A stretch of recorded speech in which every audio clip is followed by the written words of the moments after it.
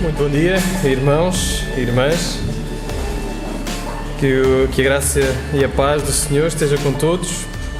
É para mim um grande privilégio ter na bancada lá atrás hoje 2 nonagenários, é assim que se diz? É? Nonagenários? É? Nosso irmão Cassiano, a nossa irmã Maria, ali fielmente atrás. É um grato privilégio, uma visão maravilhosa, a sua fidelidade ao Senhor também. Então estamos muito contentes por os ter no nosso meio. Vamos abrir então no capítulo 7 de Êxodo e hoje temos uma grande tarefa diante de nós, temos uma montanha que vamos subir, que é estes capítulos sobre as pragas, e trataremos, se Deus assim permitir, nos ajudar. Das 9 pragas, deixaremos a 10ª para o próximo domingo, se assim Deus permitir. Então, Êxodo capítulo 7, convido-vos já a abrir a Escritura.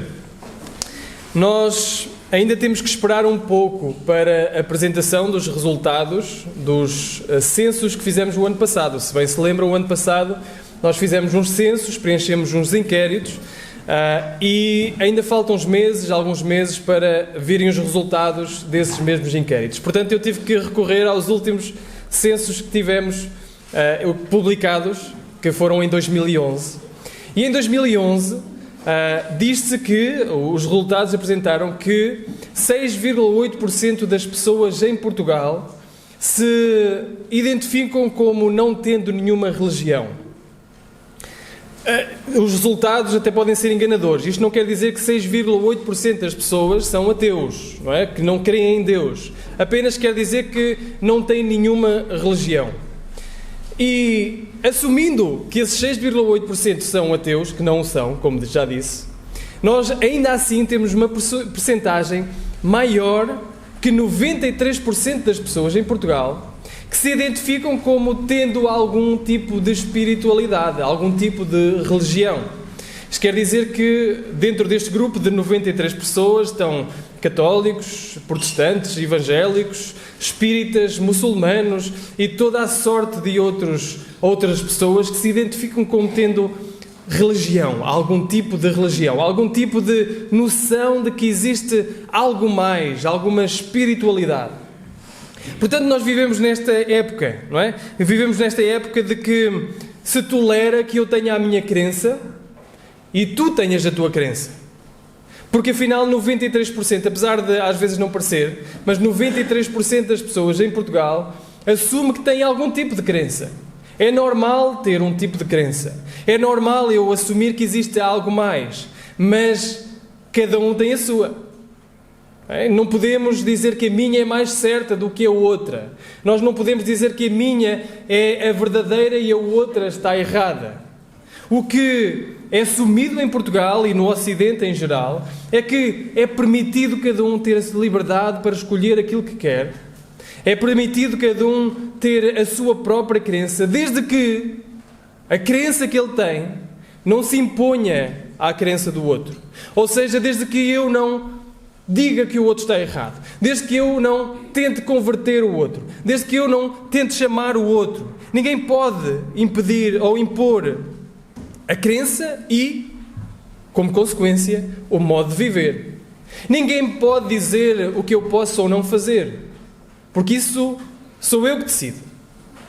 Quem é Deus para me dizer? Quem é o teu Deus para me dizer a forma como eu devo viver? Quem é o teu Deus para me dizer a forma como eu devo agir? A forma como eu devo viver a minha sexualidade? A forma como eu devo viver os meus assuntos morais? A forma como eu devo viver o meu trabalho? Quem é Deus para que lhe obedeça? E uma das coisas que Faraó nos mostra ao longo do texto que nós temos visto é que a humanidade não mudou assim tanto. Nós gostamos de pensar que mudámos, mas não mudámos nada. Esta pergunta de quem é Deus para que eu lhe obedeça foi precisamente a pergunta que Faraó fez no capítulo 5, versículo 2. Capítulo 5, versículo 2, no versículo 1, Moisés leva a mensagem de Deus e diz: deixa ir o meu povo para que celebre uma festa no deserto. Mas Faraó disse no versículo 2: quem é o Senhor cuja voz eu ouvirei para deixar ir Israel. Não conheço o Senhor, nem tampouco deixarei ir Israel. Esta parece uma questão muito pós-moderna, não é? Quem é o Senhor para que lhe obedeça? Mas esta já era a questão de Faraó. Porque Faraó não se importava dos hebreus terem o seu Deus. Porque afinal os egípcios tinham vários deuses para várias coisas. Portanto, os hebreus terem o seu Deus, não havia problema. Qual era o problema dos hebreus adorarem o seu Deus, celebrarem o seu Deus, se lembrarem do seu Deus? O problema é quando o Deus dos hebreus quer mandar em mim. Quando o Deus dos hebreus vem até mim e diz: deixa ir o meu povo. E então aí o Faraó diz: quem é esse Deus que quer mandar em mim? A autoridade, não é, para que lhe obedeçamos, está ligada à identidade. Não é? Eu reconheço que é pai, portanto, eu me submeto à autoridade, dependendo das fases da vida, mas submeto-me à autoridade, porque reconheço a identidade de pai. É assim com a polícia. Nós reconhecemos que a polícia tem identidade e, portanto, tem autoridade. A identidade está intimamente ligada à autoridade. Quem é Deus para que eu lhe obedeça? Era assim que Faraó reagia no seu meio. Faraó era a autoridade maior, abaixo dele estavam outros, e abaixo desses outros estavam outros, até chegar aos hebreus, que eram os escravos. Agora o Deus dos escravos vem até mim, a maior autoridade conhecida, e quer mandar em mim, quer me dizer para onde eu devo ir, ou o que eu devo fazer. Em última instância, o Faraó não estava a enfrentar Moisés, o Faraó estava a enfrentar Deus, quem ele era e a sua autoridade. E este é um reflexo da nossa cultura, porque nós vivemos numa era em que as pessoas não querem saber da palavra de Deus, não querem ouvir a Deus, não percebem porque devem obedecer a Deus, porque devem atentar para coisas espirituais. Porquê? Porque não reconhecem a identidade de Deus. Recorrentemente fazemos a mesma pergunta a Faraó: quem é Deus para que eu lhe obedeça? Quem é Deus para que eu leia a palavra de Deus? Quem é Deus para que possa viver dessa forma, ou que deva viver dessa forma? E os cristãos não fogem a isso. Nós não fugimos a isso. Muitas vezes nós optamos pelo caminho mais fácil porque achamos que sabemos melhor do que Deus. Se Deus nos pede alguma coisa que custa, nós achamos mais sábios do que Deus. Quem é Deus para que eu lhe obedeça? Achamos que o Senhor não tem autoridade sobre o nosso dia-a-dia, não pode dizer o que fazer, não pode dizer como agir, não pode... Porque quem é Ele para que lhe obedeça? E é no meio desta pergunta, então, que o Senhor começa a mostrar, na sua misericórdia, quem Ele é. E, quando chegamos ao capítulo 7, versículo 5, que é precisamente atrás daquilo que nós vamos ler, diz assim: então os egípcios saberão que eu sou o Senhor. Suscitou-se um problema de identidade no capítulo 5. Quem é Deus? E ele diz: então os egípcios saberão que eu sou o Senhor, quando estender a mão sobre o Egito e tirar os filhos de Israel. Esta é a razão das pragas, é apresentar a identidade de quem Deus é. Dizer-nos quem Deus é, para que, conhecendo quem Deus é, reconheçamos a autoridade dele sobre a nossa vida. Reconheçamos a autoridade e lhe possamos obedecer. Então vamos ler. Eu sei que é um texto muito longo, não é? Eu sei que vamos gastar algum tempo na leitura deste texto, mas primeiro, para não pensarmos que isto foi inventado, nós vamos ver depois na reflexão final que as verdades saem da palavra de Deus. E em segundo, porque também somos hiperestimulados. A leitura deixou de ser popular há alguns anos, mas é preciso ler a palavra, não é? Se calhar a parte mais inspirada da pregação vai ser a leitura da palavra. Portanto, vamos ler, principiar no versículo 14, eu vou parando e fazendo alguns comentários, mas vamos principiar no versículo 14. Eu peço-vos então este esforço, mas que causará um bom efeito. 7,14 diz assim a palavra do Senhor. Então disse o Senhor a Moisés: o coração de Faraó está obstinado, recusa deixar ir o povo. Vai pela manhã, Faraó, e eis que ele sairá às águas, e põe-te em frente dele na praia do rio, tomarás em tua mão a vara que se tornou em cobra. E lhe dirás: o Senhor, o Deus dos Hebreus, me tem enviado a ti, dizendo: deixa ir o meu povo para que me sirva no deserto. Porém, eis que até agora não tens ouvido.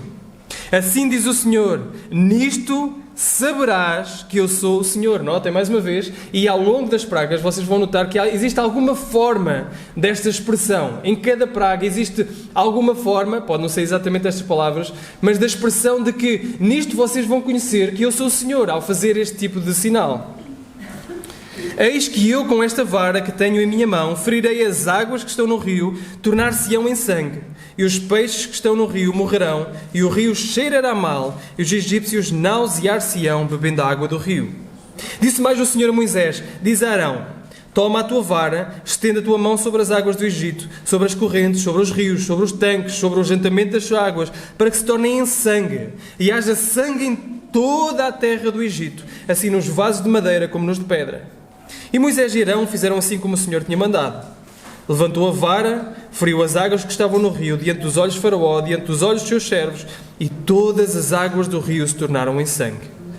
E os peixes que estavam no rio morreram, e o rio fedeu, e os egípcios não podiam beber a água do rio, e houve sangue por toda a terra do Egito. Porém, os magos do Egito também fizeram o mesmo com seus encantamentos, de maneira que o coração de Faraó se endureceu, não os ouviu como o Senhor tinha dito. Virou-se Faraó, foi para casa, e nem ainda nisto pôs o seu coração. E todos os egípcios cavaram poços junto ao rio para beberem água, porquanto não podiam beber das águas do rio. Assim se cumpriram 7 dias depois que o Senhor feriu o rio. Depois disse o Senhor a Moisés: entra a Faraó e disse-lhe: assim diz o Senhor, deixa ir o meu povo para que me sirva. E se recusares deixá-lo ir, eis que ferirei com rãs todos os teus termos, e o rio criará rãs que subirão e virão à tua casa, ao teu dormitório, sobre a tua cama, às casas dos teus servos e sobre o teu povo, aos teus fornos e às tuas amassadeiras. E as rãs subirão sobre ti, sobre o teu povo e sobre todos os teus servos. Disse mais o Senhor a Moisés: diz a Arão: estende a tua mão com a tua vara sobre as correntes e sobre os rios e sobre os tanques, e faça subir as rãs sobre a terra do Egito. E Arão estendeu a mão sobre as águas do Egito. Subiram as rãs e cobriram a terra do Egito. Então os magos fizeram o mesmo com os seus encantamentos e fizeram subir as rãs sobre a terra do Egito. E Faraó chamou a Moisés e a Arão e disse: rogai ao Senhor que tire as rãs de mim e do meu povo, depois deixarei ir o povo, para que sacrifiquem ao Senhor. E Moisés disse a Faraó: tu tenhas glórias sobre mim, quando orarei por ti e pelos teus servos e por teu povo, para tirar as rãs de ti e das casas, de sorte que somente fiquem no rio. E ele disse: amanhã. E Moisés disse: que seja conforme a tua palavra, para que saibas, mais uma vez, que ninguém há como o Senhor nosso Deus. E as rãs apartar-se-ão de ti, das tuas casas, dos teus servos, do teu povo, somente ficarão no rio. Então saiu Moisés e Arão de Faraó, e Moisés clamou ao Senhor por causa das rãs que tinha posto sobre Faraó, e o Senhor fez conforme a palavra de Moisés, e as rãs morreram nas casas, nos pátios e nos campos, e ajuntaram-nas em montões, e a terra cheirou mal. Vendo depois Faraó que havia descanso, agravou o seu coração, não os ouviu, como o Senhor tinha dito. Disse mais o Senhor a Moisés: diz a Arão: estende a tua vara e fere o pó da terra, para que se torne em piolhos por toda a terra do Egito. E fizeram assim, porque Arão estendeu a mão com a sua vara, feriu o pó da terra, e havia muitos piolhos nos homens e no gado. Todo o pó da terra se tornou em piolhos em toda a terra do Egito. E os magos fizeram também assim com os seus encantamentos para produzirem piolhos, mas não puderam, e havia piolhos nos homens e no gado. Então disseram os magos a Faraó: isto é dedo de Deus. Porém o coração de Faraó se endureceu e não os ouvia como o Senhor tinha dito. Disse mais o Senhor a Moisés: levanta-te pela manhã cedo, põe-te diante de Faraó, e eis que sairá às águas, e diz-lhe: assim diz o Senhor, deixa ir o meu povo para que me sirva. Porque se não deixares ir o meu povo, eis que enviarei enxames de moscas sobre ti, sobre os teus servos, sobre o teu povo, as tuas casas, e as casas dos egípcios se encherão destes enxames, e também a terra em que eles estiverem. E naquele dia eu separarei a terra de Gozém, em que o meu povo habita, a fim de que nela não haja enxames de moscas, para que saibas que eu sou o Senhor no meio desta terra. E porei separação entre o meu povo e o teu povo, amanhã será este sinal. E o Senhor fez assim. Vieram grandes enxames de moscas à casa de Faraó, às casas dos seus servos, sobre toda a terra do Egito. A terra foi corrompida destes enxames. Então chamou Faraó Moisés e Arão e disse: Ide, sacrificai ao Senhor vosso Deus nesta terra. E Moisés disse: não convém que façamos isto, porque sacrificaríamos ao Senhor nosso Deus a abominação dos egípcios. Eis que sacrificássemos a abominação dos egípcios perante os seus olhos, não nos apedrejariam eles? E deixem parar aqui. O que está a acontecer aqui é que Faraó começa a ver as consequências e começa a negociar com Deus, não é? Um bocadinho como o Samuel e o Graça, não é? No trabalho deles. Tem uma casa para vender, 150 mil euros a casa, e chega um chico esperto e diz assim: 150 e não se fala mais nisso. 150 euros não se fala mais nisso, não é? É mais ou menos isso. E acontece muitas vezes connosco. Deus diz-nos algo que custa um pouco. Deus diz-nos algo e é clara a vontade de Deus. E nós tentamos negociar com Deus. E se eu fizer desta forma? E se eu fizer daquela forma? E é isso que Faraó tenta fazer. Mas a resposta de Deus é: o plano original mantém-se. Versículo 27. Deixa-nos ir caminho de 3 dias ao deserto, para que sacrifiquemos ao Senhor nosso Deus, como Ele nos dirá.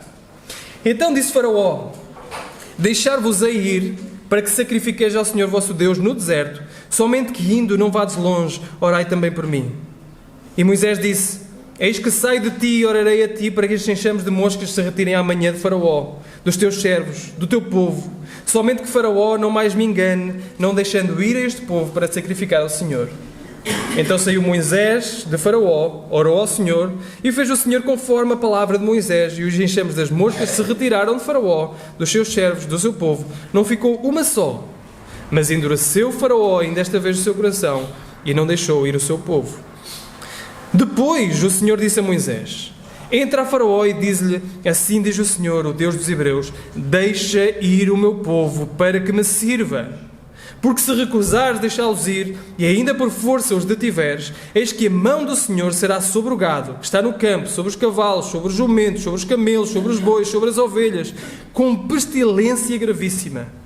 E o Senhor fará a separação entre o gado dos israelitas e o gado dos egípcios, para que nada morra de tudo o que for dos filhos de Israel.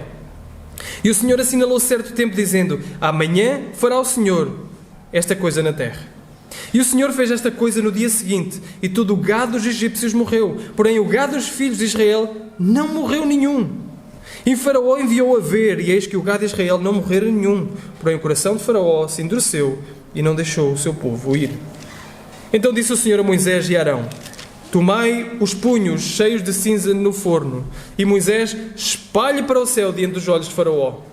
Tornar-se-á em pó miúdo sobre toda a terra, e se tornará em sarna, que arrebentem úlceras nos homens e no gado por toda a terra do Egito. E eles tomaram a cinza do forno e puseram-se diante de Faraó. E Moisés espalhou para o céu, tornou-se em sarna, que arrebentava em úlceras nos homens e no gado, de maneira que os magos não podiam parar diante de Moisés por causa da sarna, porque havia sarna nos magos e em todos os egípcios. Notem a fonte de poder egípcia a sofrer. Porém o Senhor endureceu o coração de Faraó, não os ouviu como o Senhor tinha dito a Moisés. Então disse o Senhor a Moisés: levanta-te pela manhã cedo, põe-te diante de Faraó e diz-lhe: assim diz o Senhor, Deus dos Hebreus, deixa ir o meu povo para que me sirva. Porque esta vez enviarei todas as minhas pragas sobre o teu coração, sobre os teus servos, sobre o teu povo, para que saibas que não há outro como eu na terra. Porque agora tenho estendido a mão para te ferir a ti e ao teu povo, com pestilência, e para que sejas destruído da terra. Mas deveras para isto te mantive, para mostrar o meu poder em ti e para que o meu nome seja anunciado em toda a terra. Tu ainda te levantas contra o meu povo para não os deixar ir? Eis que amanhã por este tempo farei chover saraiva muito grave, qual nunca houve no Egito desde o dia em que foi fundado até agora. Agora, pois, envia, recolhe o gado, notem a misericórdia de Deus, envia, recolhe o gado e tudo o que tens no campo, todo o homem e animal que for achado no campo e não for recolhido a casa, a saraiva cairá sobre eles e morrerão. Quem dos servos de Faraó temia a palavra do Senhor, fez fugir os seus servos e o seu gado para as casas. Mas aqueles que não tinham aplicado a palavra do Senhor ao seu coração, deixou os seus servos e o seu gado no campo. Então disse o Senhor a Moisés: estenda a mão para o céu. Haverá saraiva em toda a terra do Egito, sobre os homens, sobre o gado, sobre a erva do campo, na terra do Egito. Moisés estendeu a sua vara para o céu, o Senhor deu trovões e saraiva, e fogo corria pela terra. O Senhor fez chover saraiva sobre a terra do Egito. Havia saraiva e fogo misturado entre a saraiva, muito grave, qual nunca houve em toda a terra do Egito desde que veio a ser nação. E tudo quanto havia no campo, desde os homens até os animais, também a saraiva feriu toda a erva do campo, quebrou todas as árvores do campo. Somente na terra de Gozém, onde estavam os filhos de Israel, não havia saraiva. Então Faraó mandou chamar a Moisés e Arão e disse-lhes: esta vez pequei, o Senhor é justo, mas eu e o meu povo ímpios. Orai ao Senhor, pois que basta para que não haja mais trovões de Deus nem saraiva, e eu vos deixarei ir e não ficareis mais aqui. Então lhe disse Moisés: em saindo da cidade, estenderei as mãos ao Senhor, os trovões cessarão, não haverá mais saraiva, para que saibas que a terra é do Senhor. Todavia, quanto a ti e aos teus servos, eu sei que ainda não temereis diante do Senhor. Mais uma vez vamos parar aqui, só para perceber o que está a acontecer aqui. Notem a linguagem que Faraó usa no versículo 27. Eu pequei, o Senhor é justo e nós somos ímpios. Uma linguagem certa, uma linguagem correta, uma linguagem que nós diríamos, ok, ele percebeu finalmente que ele é pecador, que ele é ímpio, que o Senhor é grande, que o Senhor é justo e que ele merece o pecado que está a acontecer, ou o castigo que está a acontecer. Mas Moisés olha para ele e diz assim: eu sei, versículo 30, eu sei que não temes diante do Senhor. E isto, a Bíblia fala sobre dois tipos de arrependimentos. Fala sobre o arrependimento segundo o mundo e o arrependimento segundo Deus. Um que nos causa tristezas pelo nosso próprio pecado, outro que nos causa tristezas pelas consequências do nosso pecado. Bem, nós vamos até Deus pedindo perdão, não pelo pecado em si, mas porque estamos a sofrer as consequências do nosso pecado, sejam elas quais forem. Porque assim que as consequências fogem de nós, como vão fugir de Faraó, Faraó volta ao pecado. Isto é um arrependimento segundo o mundo, não é um arrependimento segundo Deus, que odeia o pecado, que não quer voltar para o pecado. Notem o que continua. E o linho e a cevada foram feridos, porque a cevada já estava na espiga e o linho na cana, mas o trigo e o centeio não foram feridos porque estavam cobertos. Saiu, pois, Moisés de Faraó da cidade, estendeu as mãos ao Senhor, cessaram os trovões e a saraiva, a chuva não caiu mais sobre a terra. Vendo Faraó que cessou a chuva, as consequências do pecado, e a saraiva e os trovões, continuou a pecar e agravou o seu coração, ele e os seus servos. Assim o coração de Faraó se endureceu, não deixou ir os filhos de Israel como o Senhor tinha dito. Depois disse o Senhor a Moisés: entra a Faraó, porque tenho agravado o seu coração, o coração dos seus servos, para fazer estes meus sinais no meio deles. E notem aqui um segundo propósito maravilhoso das pragas. E para que contes aos ouvidos dos teus filhos, dos filhos dos teus filhos, as coisas que fiz no Egito, os meus sinais que tenho feito sobre eles, para que saibas que eu sou o Senhor. Não é só para que Faraó conheça quem é o Senhor, os egípcios conheçam quem é o Senhor, pelo castigo que eles estão a sofrer, mas também para que tu contes sobre a bondade, a misericórdia, a compaixão e o poder aos teus filhos, aos teus netos e às gerações que aí vêm. Serve-me também para testemunhar da bondade do poder do Senhor. Assim foram Moisés a Arão, a Faraó, e disseram-lhe: assim diz o Senhor dos Hebreus: até quando recusas humilhar-te diante de mim? Deixa ir o meu povo para que me sirva. Porque se ainda recusares deixar ir o meu povo, eis que trarei amanhã gafanhotos aos teus termos. Cobrirão a face da terra, que a terra não se poderá ver. Eles comerão o resto do que escapou, o que ficou da saraiva. Também comerão toda a árvore que vos cresce no campo. Encherão as casas dos teus servos, as casas dos egípcios, que nunca viram teus pais, nem pais dos teus pais, nem desde o dia em que eles foram sobre a terra até o dia de hoje. E virou-se e saiu da presença de Faraó. E os servos de Faraó disseram-lhe: até quanto nos dá de ser por laço? Deixa ir os homens para que sirvam ao Senhor seu Deus. Ainda não sabes que o Egito está destruído? Então Moisés e Arão foram levados outra vez a Faraó, e ele disse-lhes: ide, servi ao Senhor vosso Deus. Quais são os que hão de ir? E Moisés disse: havemos de ir com os nossos meninos, com os nossos velhos, com os nossos filhos, com as nossas filhas, com as nossas ovelhas, com os nossos bois. Havemos de ir porque a festa é do Senhor temos. Então ele disse: seja o Senhor assim convosco, como eu vos deixarei ir a vós e a vossos filhos. Olhei que há mal diante da vossa face. Não será assim. Andai agora vós, varões, e servi ao Senhor, pois isso é o que pedistes. E o lançaram em face de Faraó. Mais uma vez, Faraó tenta negociar com Deus. O que é que o Senhor faz? Não muda. Versículo 12. Então disse o Senhor a Moisés: estende a tua mão sobre a terra do Egito, para que os gafanhotos venham sobre a terra do Egito e comam toda a erva da terra, tudo o que deixou a saraiva. Então estendeu Moisés a sua vara sobre a terra do Egito. O Senhor trouxe sobre a terra um vento oriental, todo aquele dia, toda aquela noite, e aconteceu que pela manhã o vento oriental trouxe os gafanhotos. E vieram os gafanhotos sobre toda a terra do Egito, assentaram-se sobre todos os ermos do Egito, muito gravosos foram. Antes destes nunca houve tais gafanhotos, nem depois deles virão outros tais. Porque cobriram a face de toda a terra, de modo que a terra se escureceu, e comeram toda a erva da terra, e todo o fruto das árvores, que deixara a saraiva. Não ficou verdura alguma das árvores, nem erva no campo, em toda a terra do Egito. Então Faraó se apressou a chamar Moisés e Arão e disse: pequei contra o Senhor vosso Deus e contra vós. Agora, pois, peço-vos que perdoeis o meu pecado somente desta vez, e que oreis ao Senhor vosso Deus, que tire de mim somente esta morte. E saiu da presença de Faraó e orou ao Senhor. Então o Senhor trouxe um vento ocidental fortíssimo, o qual levantou os gafanhotos e os lançou no Mar Vermelho. Nem ainda um gafanhoto ficou em todos os termos do Egito. O Senhor, porém, endureceu o coração de Faraó, e este não deixou ir os filhos de Israel. Estão aí muito bem, falta uma praga, ok? Então disse o Senhor a Moisés: estende a tua mão para o céu, e virão trevas sobre a terra do Egito, trevas que se apalpem. E Moisés estendeu a sua mão para o céu. Houve trevas espessas em toda a terra do Egito por 3 dias. Não viu um ao outro, ninguém se levantou do seu lugar por 3 dias. Mas todos os filhos de Israel tinham luz em suas habitações. Então Faraó chamou Moisés e disse: ide, servi ao Senhor, somente fiquem as vossas ovelhas, as vossas vacas, vão também convosco as vossas crianças. Mais uma vez tenta negociar, agora deixem o gado. Há pouco eram só os homens, agora os homens com as crianças, mas deixem o gado. E também Moisés, porém, disse: tu também darás em nossas mãos sacrifícios e holocaustos que oferecemos ao Senhor nosso Deus. E também o nosso gado há de ir connosco, nem uma unha ficará, porque daquele havemos de tomar para servir ao Senhor nosso Deus. Porque não sabemos com que havemos de servir ao Senhor até que cheguemos lá. Notem quão maravilhoso isto é que Moisés está a dizer. Moisés está a dizer: nós vamos obedecer por fé.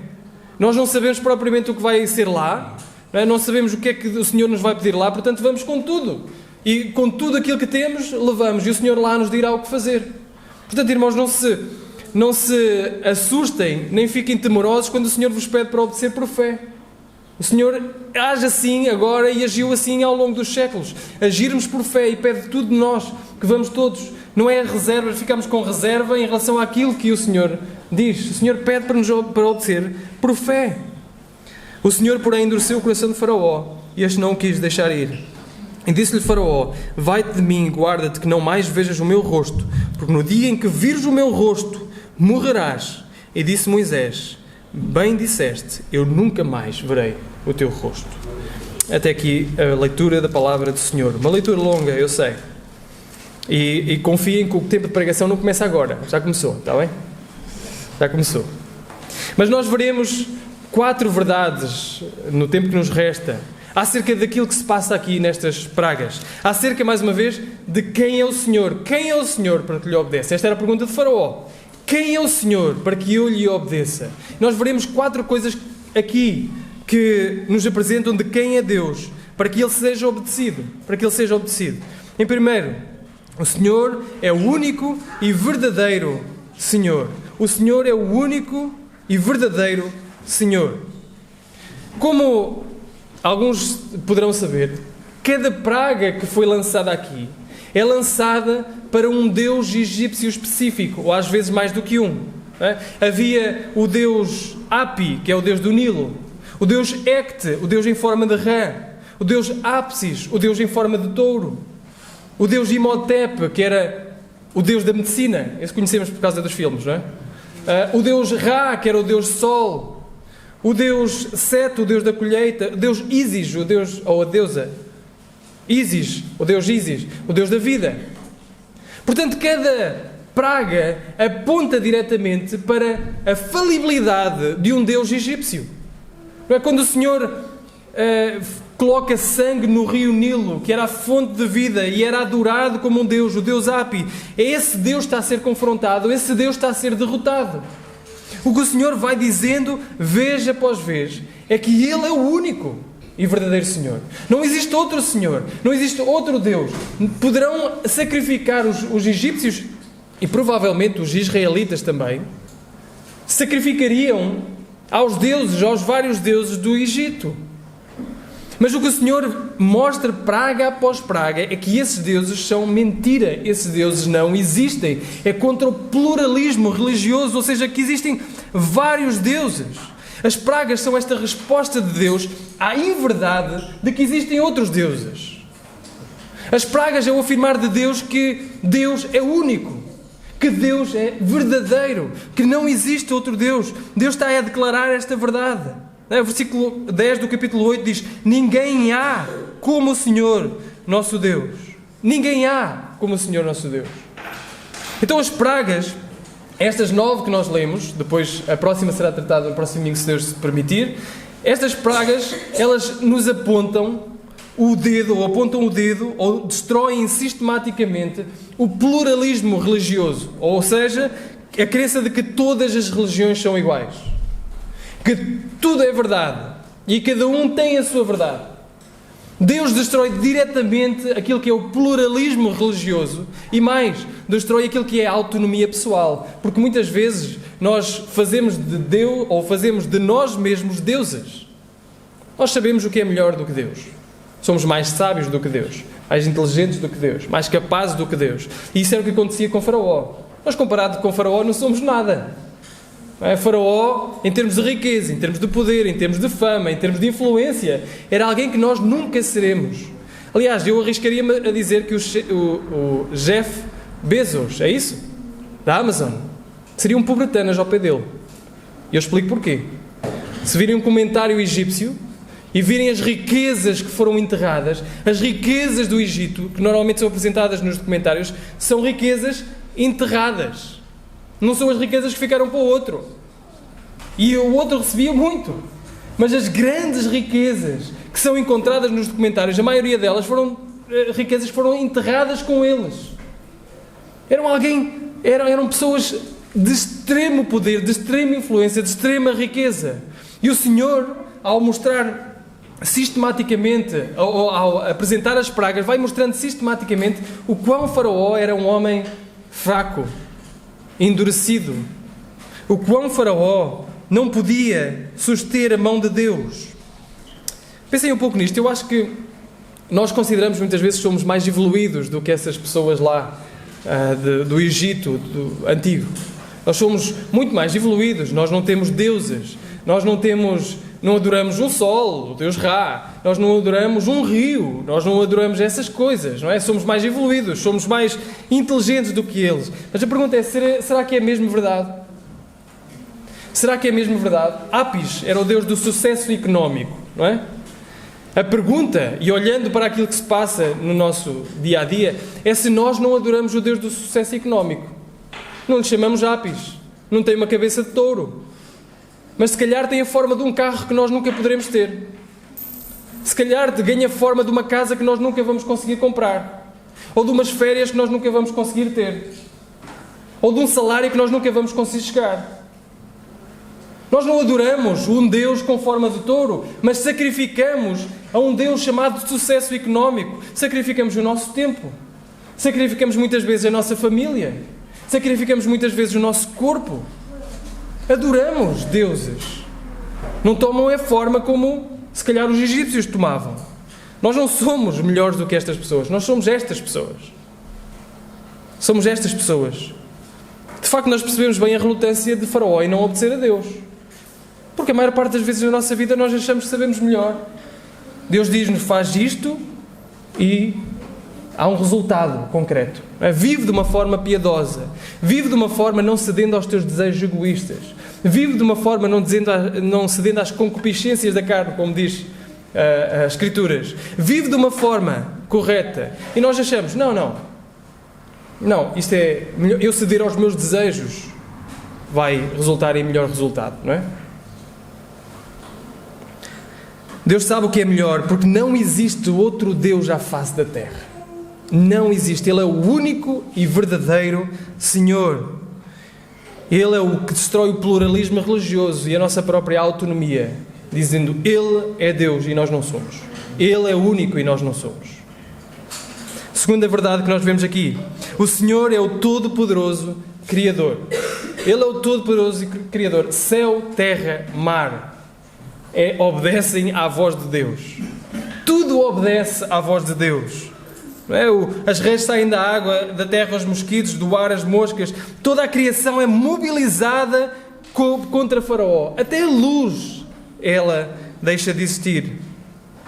E nisto nós vemos que está conectado ao primeiro ponto. Ele é o único verdadeiro Senhor, é o Criador de todas as coisas. Lá no Salmo 96,5 diz: porque todos os deuses dos povos são coisas vãs. Todos os deuses dos povos. Ele é o único verdadeiro Senhor.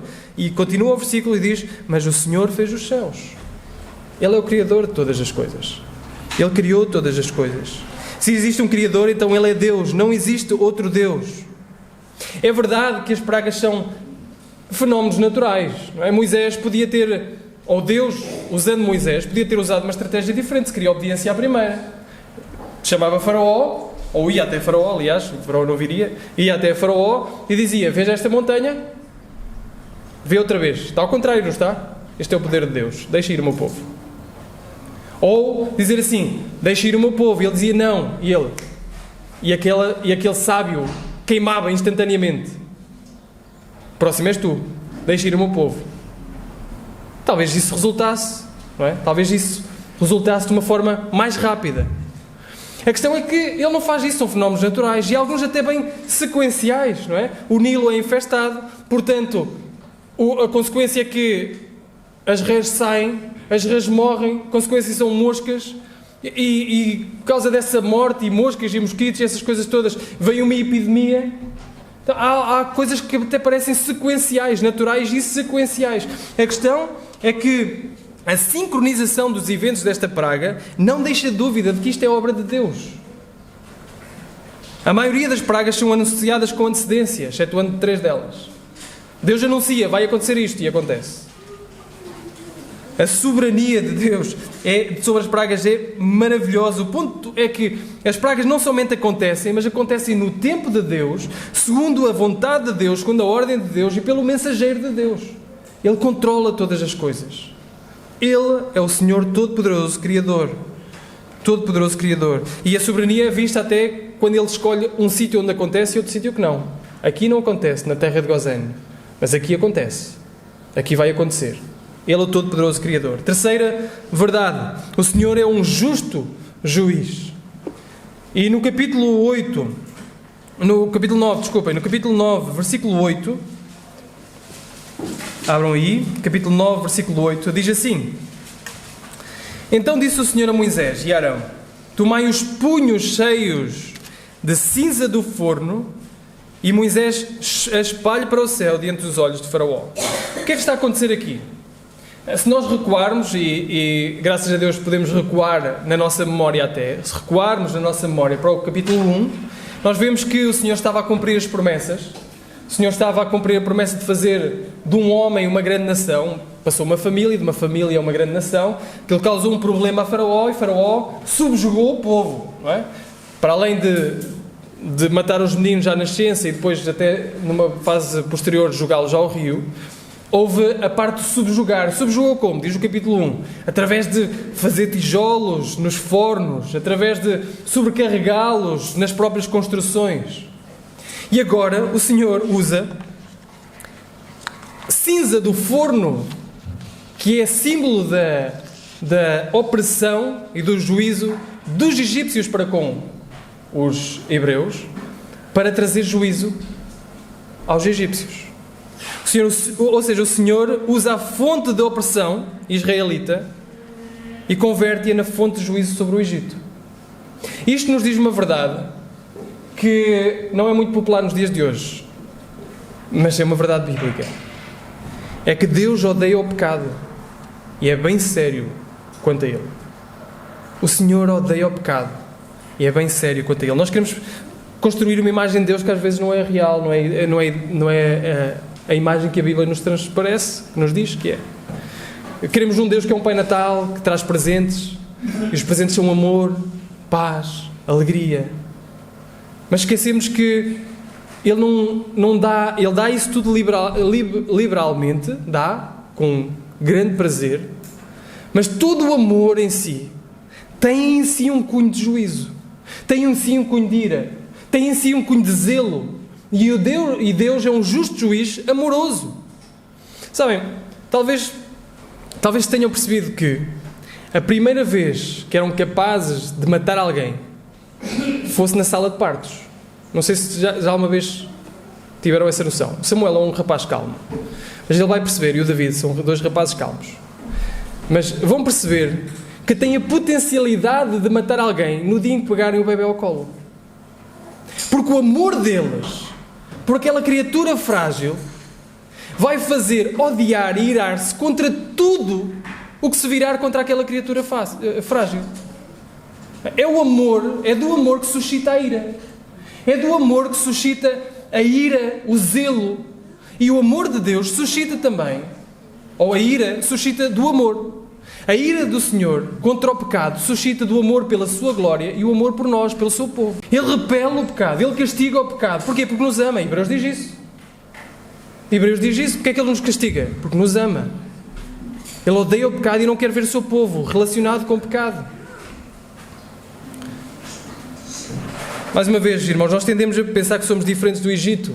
E agora estamos a pensar, ok, o Senhor foi um justo juiz para com os egípcios, o juízo calha lá, nos egípcios. Nós somos os hebreus, não merecemos o juízo. Mas a Bíblia nos diz, lá em Romanos capítulo 1, que nós fomos criados para adorar a Deus, mas escolhemos mudar a verdade de Deus em mentira e adorar as coisas criadas em vez de adorar o Criador. Exatamente aquilo que os egípcios estavam a fazer. Adorar as coisas criadas em vez de adorar o Criador. E muitas vezes o juízo vem de Deus para nós, já neste momento, porque adoramos as coisas criadas em vez de adorar o Criador. Adoramos as coisas boas que Deus criou em vez de adorarmos o Criador das coisas boas. Olhamos para uma pintura e não dizemos que belo pintor. Não, dizemos que bela pintura, vou adorar esta pintura. Olhamos para uma árvore e dizemos, uau, que árvore magnífica, vou adorar a árvore, em vez de adorar o Criador da árvore. Mas pensem mais um pouco. Nós olhamos para a nossa família, que é uma coisa boa, em vez de adorar a Deus pela nossa família, muitas vezes adoramos a nossa família. Em vez de adorar o Deus que nos deu um marido ou uma esposa, adoramos a nossa esposa ou o nosso marido. Em vez de adorar o Deus que nos deu os filhos, adoramos os nossos próprios filhos. E o que acontece é que nós começamos a colocar cargas em cima das coisas boas criadas por Deus, que elas não foram. Não era suposto eles receberem essa adoração, essa carga, essa responsabilidade. E acontece o que aconteceu no Egito. Existe uma descriação, uma anticriação. As coisas criadas começam a desmoronar. O juízo de Deus para o faraó começou a vir dessa forma. Não é? A água, que era símbolo de vida, começou a mostrar símbolo de morte. Os animais que eram suposto ajudarem o homem, ou darem até comida e alimentarem o homem, viraram-se contra o homem e começaram a matar o homem. E assim por diante, começa a desmoronar-se. Começa a haver um sistema anticriação, até Gênesis capítulo 1, versículo 2, que diz: a terra era sem forma e vazia, e havia trevas sob a face do abismo. Tudo desmorona. O Egito está um caos. Tudo o que rodeia o faraó está a desintegrar-se. É algo muito parecido com o que acontece connosco quando colocamos a adoração nas coisas criadas. Começamos a sentir a vida psicológica, a vida física a desmoronar, a desintegrar-se. Escuridão emocional, desequilíbrios mentais, conflitos e relações de problemas físicos. Tudo começa a desintegrar. As pragas apontam para um juízo ainda maior e terrível. O juízo veio para Faraó e o juízo virá. O dia do juízo do Senhor virá. Nos mostra que o Senhor é um justo juiz, que castiga o pecado, que odeia o pecado. E é sério quanto a ele. Bem, neste momento, talvez tenham perguntado, então, mas eu pensava que a igreja era uma coisa que... era alguma coisa que eu entrava e saía melhor do que estava. Eu estou pior do que entrei. Estou com mais medo do que entrei. Olhar para um Deus que é um justo juiz. Portanto, vamos ao último ponto. O Senhor é um Salvador cheio de graça. Capítulo 8, versículo 22 e 23, nos mostra algo que nós fomos vendo ao longo das pragas. Naquele dia eu separarei a terra de Gozém, em que o meu povo habita, a fim de que nela não haja enxames de moscas, para que saibas que eu sou o Senhor no meio desta terra. Porei separação entre o meu povo e o teu povo. Amanhã será este sinal. O povo de Deus suportou as primeiras 3 pragas. E o Senhor, entretanto, fez uma separação entre o povo hebreu e o povo egípcio. O povo hebreu não iria sofrer as pragas, o povo egípcio iria sofrer as pragas. A pergunta é, porquê? Porquê é que o povo hebreu não iria sofrer as pragas? Era melhor? Era mais justo? Tinha feito alguma coisa de boa para merecer não sofrer as pragas? A resposta, segundo as Escrituras, é um redondo não. Não.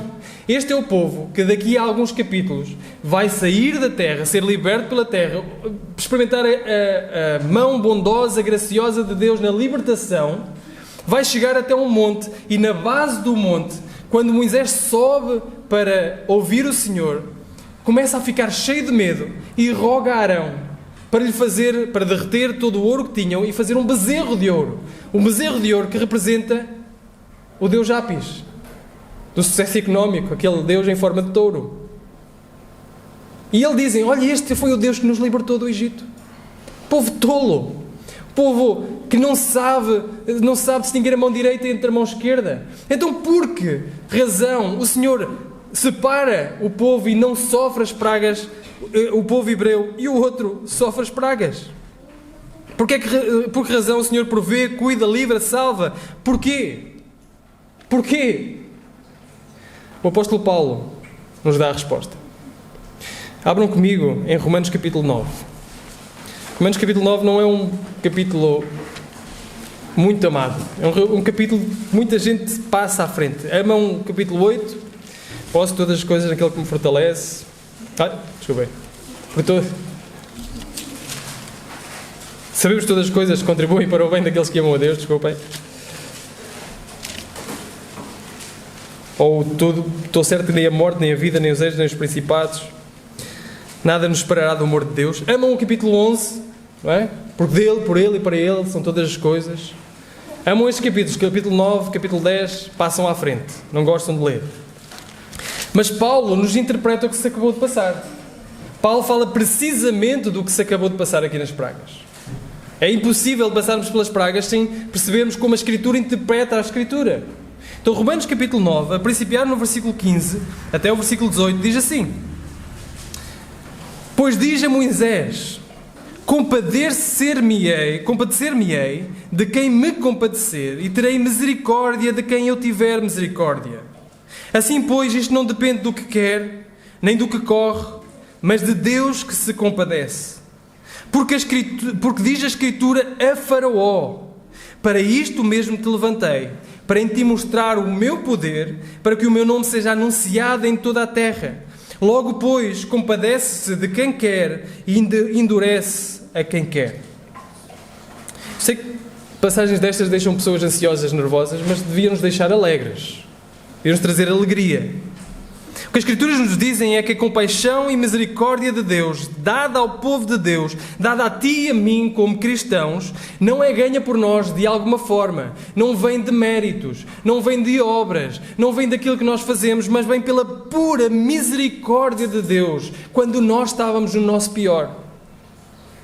Não depende de nós, depende da graça de Deus. E esta é a razão porque todos os cristãos do mundo deveriam ser as pessoas menos orgulhosas, mais compassivas, mais misericordiosas para com os outros, porque eles sabem que não foi alguma coisa neles boa que Deus encontrou para os salvar. Foi a graça e a misericórdia de Deus. É desse amor que nós estamos a falar. Nós fomos e somos recipientes da compaixão, da misericórdia. Portanto, devemos ser compassivos, misericordiosos, tardios em irar, abundantes em amor. Talvez tu estejas aqui e leias estas passagens e digas: eu talvez seja um destes, então, que tenha o coração endurecido. No qual o coração foi endurecido. Eu quero-te pedir para discordares de ti um pouco. Eu quero-te pedir para tu discordares de ti. Porque estás aqui hoje com a oportunidade de ouvir as coisas que tu ouviste, de refletir naquilo que tu ouviste, trazido ou não por alguém de fora. estás aqui hoje, talvez seja uma prova de que o Senhor está a trabalhar no teu coração. O Senhor te está a dar a oportunidade de te arrependeres. Estás aqui hoje e ouvir que o Senhor é um justo juiz, mas também é um Salvador gracioso. Isso não é construído naquilo que tu fazes, isso não é construído naquilo que tu és, não é construído no teu passado, não importa o teu passado, não importa aquilo que se está a passar, importa uma rendição total e absoluta a Deus. Isso talvez seja prova de que o Senhor é um Salvador gracioso que está a operar na tua vida. Tu podes, como Faraó, endurecer o teu coração. Tu podes endurecer o teu coração para com a mensagem de Deus. Tu podes endurecer o teu coração para com as mensagens recorrentes da palavra de Deus. Isso acontece a toda a hora. Mesmo pessoas que vêm domingo após domingo à igreja. Endurecem o seu coração e não obedecem ao Senhor, não reconhecem a identidade, não reconhecem quem Ele é. Tu podes endurecer o teu coração.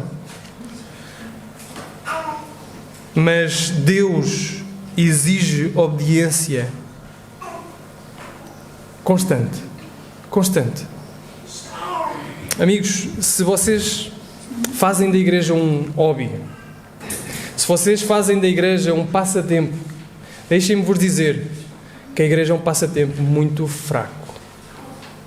Se escolhem vir domingo após domingo e endurecer o coração domingo após domingo, porque a igreja é um hobby, é um passatempo muito fraco. Ficar aqui sentado, 1 hora, ouvir alguém a falar. Arranjem uma bicicleta e vão andar de bicicleta, faz bem a saúde. Arranjem uma prancha de surf, vão fazer surf. Arranjem outra coisa qualquer, entrem no ginásio, façam outro hobby qualquer. Mas não façam da igreja um hobby, em que nós endurecemos o coração domingo após domingo para com a palavra do Senhor. A palavra do Senhor deve produzir em nós obediência. A palavra do Senhor deve produzir em nós mudança.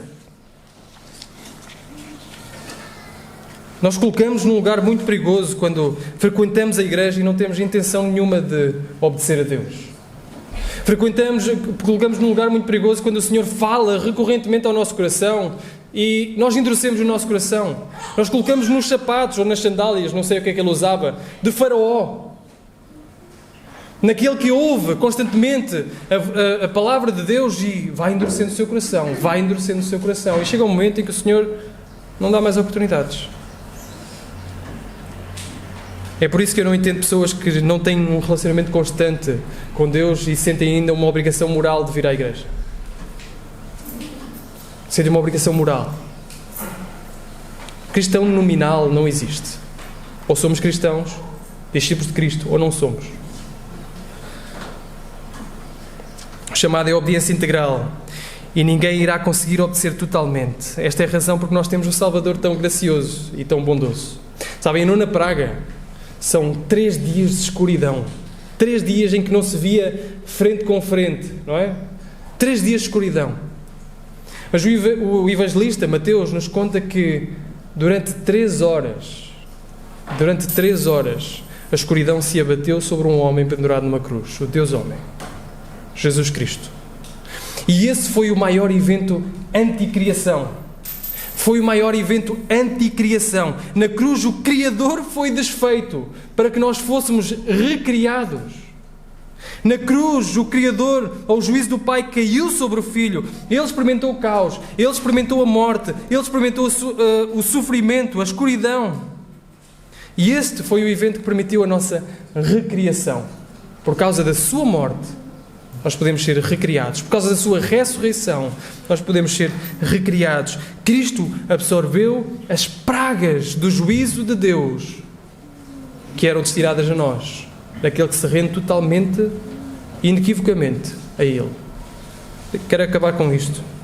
Hebreus, lá no capítulo 3, versículo 15, fazendo alusão também a este episódio e a outros que se vão passar já a seguir. O autor aos Hebreus diz o seguinte, Hebreus 3,15: Hoje, se ouvires a sua voz, não endureçais o vosso coração. Portanto, sê inquisitivo. Estás com dúvidas? Faz perguntas. Não sabes? Deus não se ofende com as nossas questões. Ele sabe que Ele é infinito e nós somos limitados.